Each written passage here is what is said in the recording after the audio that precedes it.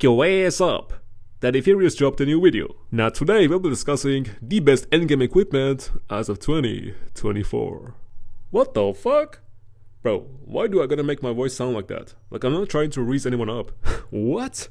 I'm still doing it for some reason. Like this ain't my real voice, y'all know that, but I keep doing it over and over and over and over and over and over and over and over and over and over and over and over and over and over and over and over. Alright, welcome back. The best equipment in the endgame as of 2024, well, as of June 2024. It's been a while, and by that I mean it has been a while since I've done an equipment update. And actually, this is gonna be a huge one because we had an equipment update literally in the game with tiers getting added, and also we had the KVK equipment getting cheaper and easier to buy because now they cost less materials to craft, and also now you get way more coins from KVK achievement so you can buy more blueprints. And that changes a lot of things, so let's get into it.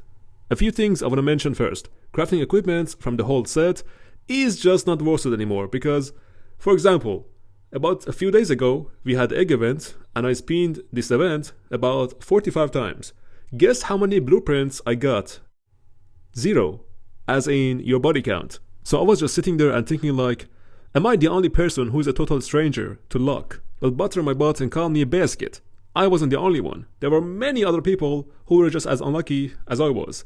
So with that being said, in this current state, it is much better to buy the blueprints from KVK shop rather than spinning the egg event or any other event and getting the blueprints from this set. And by that I mean buy the helmet and the weapon from the KVK shop. Those are KVK exclusive equipments and you can only use them in Season of Conquest. So for example, if you migrate back to KVK 2, then those two equipments, the helmet and the weapon, will not be able to work or to be equipped. But also, like, let's be real, who migrates back to KVK 2 these days? Like, who the hell does that? These KVK equipments, they have much higher value and they are now easier to craft, if you believe it or not.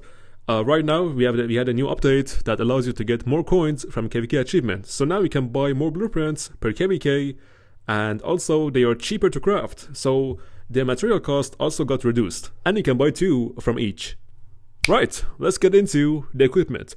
We will start with Infantry, then go to Cavalry, and then at last 2 archers. And about Siege, well, I'm gonna let my man handle that. Mr. Siege on YouTube is a Siege master, a Siege main, if you will. And if you guys wanna check out Siege content, I'm gonna put his link in the description below.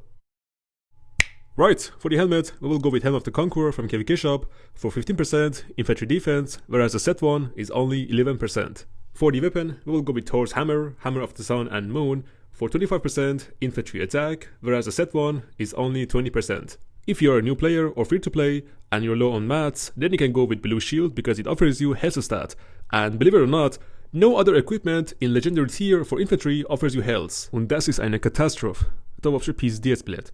No, so this is one of the best equipments in the game in my opinion, just because of the tier, it's very cheap to craft, and it offers one of the best stats in the game, which is health. So you can stick to Blue Shield for a long time, and once you are done with your other equipment, for example helmet, chest piece or whatever, at the very end you can upgrade your shield to KVK hammer.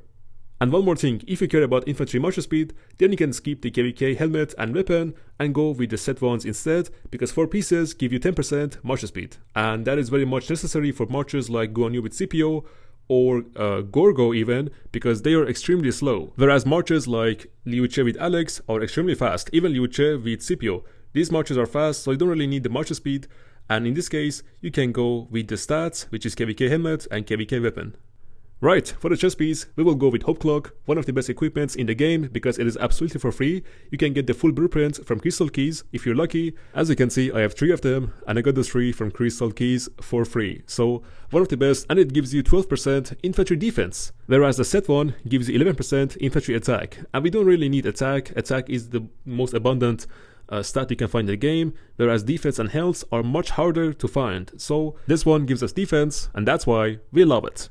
For the handpiece, we will go with set gloves for 7.5% infantry defense. For the pants, we will go with Eternal Light, because again, one of the best equipments, it is totally for free from Crystal Keys, and you get 12% infantry defense, whereas the set one gives you only 11% infantry attack. And attack, we don't want that. And the last, we will go with infantry set boots for 7.5% infantry defense. So, if you went with 4+2 formula, you will get 10% march speed And if you went with 2+2+2 formula, including the KVK equipment, then you will get 3% troop defense from the set buffs. For the accessories, it really depends on the marches that you use, but in most cases, the best ones are ring and horn. But for example, if you're using 𝒟𝒹𝒆, then instead of horn, you can go with the dagger, because 𝒟𝒹𝒆 has health reduction and dagger has health reduction, and these two together stack. And whereas for 𝒟𝒹𝒆, for example, you can go with horn and greatest glory for rage and increased normal damage boost, because she does normal damage. It is perfect for her. So infantry accessories really depends on the marches that you use on the open field,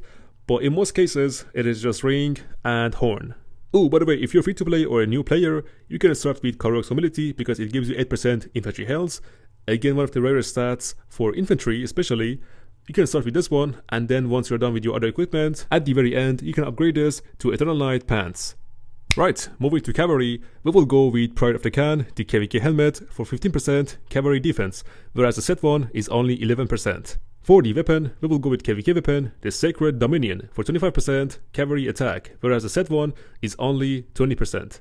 If you are free to play or just starting, you can go with this one, Heart of the Saint. It is much cheaper in cost and also much better because it gives you cavalry defense. And like always, once you are done with your other equipment, you can upgrade this to legendary at the very last. For the chest piece, we will go with the set one for 11% cavalry health. For the gloves, we will go with Nawas Control. Again, a free blueprint that you can get from Crystal Keys, and it gives you 8% cavalry health. For the pants, we will go with Ash of the Down. Again, totally for free from Crystal Keys, and it gives you 12% cavalry health. Ooh. And for the boots, we will go with the set boots for 7.5% cavalry health. Ooh. I don't know why we're moaning, but I just love health. I love health. And at last, for the accessories, guys, for cavalry, for archers, you want to go with ring and horn. That's it. These guys are nuking, and they are here for damage and damage only.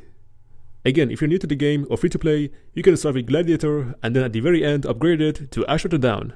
And at last, but not the least, the best archer equipment in the endgame. So for the helmet, we want to go with the KVK helmet for 15% archer attack. For the weapon, again we go with the KVK weapon, the Hydra's Blast for 25% archer defense. For new players and free to plays, you can go with the Golden Age and then at the very end upgrade it to legendary.